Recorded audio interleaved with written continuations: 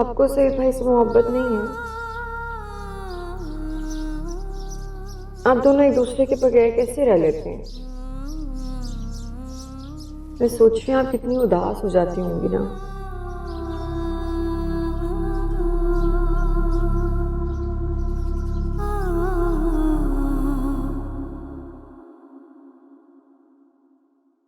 क्या बात है, जब से आए हो कमरे में घुसे हुए हो?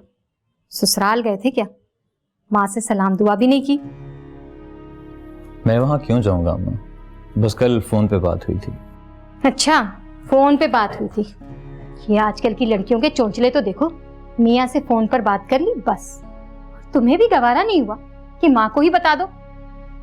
अम्मी आप जानती हैं, मैं उन मर्दों में से नहीं हूं जो अपनी बीवी के इशारों पर नाचते हैं।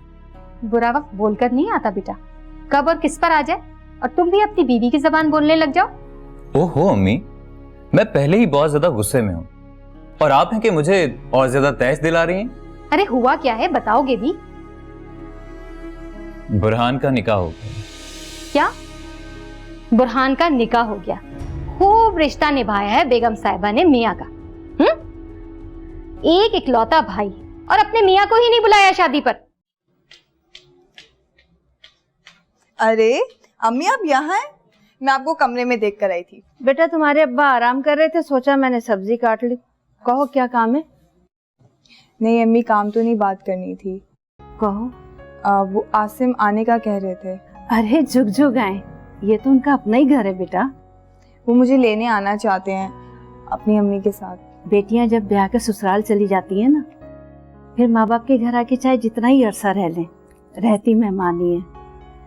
तुम्हारे मियाँ के तो क्या ही कहने, लेकिन तुम्हारी सास भी भली औरत है। अल्लाह ऐसी सास सबको दे। पता नहीं मैं कैसी सास होंगी। अरे आप तो दुनिया की सबसे अच्छी और प्यारी माँ है। बहू से भी पूछ लेना। मेहरमा बहू थोड़ी है, वो तो इस घर की बेटी है और इसे बचपन से अपना घर समझती है। और वैसे भी अगर सास देखनी है ना तो ज़ारा की सास को देखो। उनकी तो आंखें भी बोलती हैं और हाथ भी। तौबा तौबा, अभी तक ज़ारा ने उनके साथ जितना भी गुजारा किया है उसकी हिम्मत थी। सारा के ससुराल वालों का रवैया देखकर हम तुम्हारे लिए भी बहुत परेशान रहते हैं।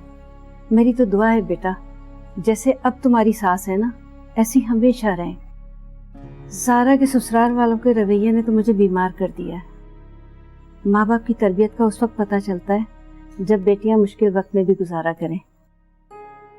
इंसान गरीबी में तो गुजारा कर लेता है, लेकिन जिस जगह इज्जत नफ्स को बार बार ठेस पहुंचाई जाए वहाँ गुजारा बहुत मुश्किल होता है।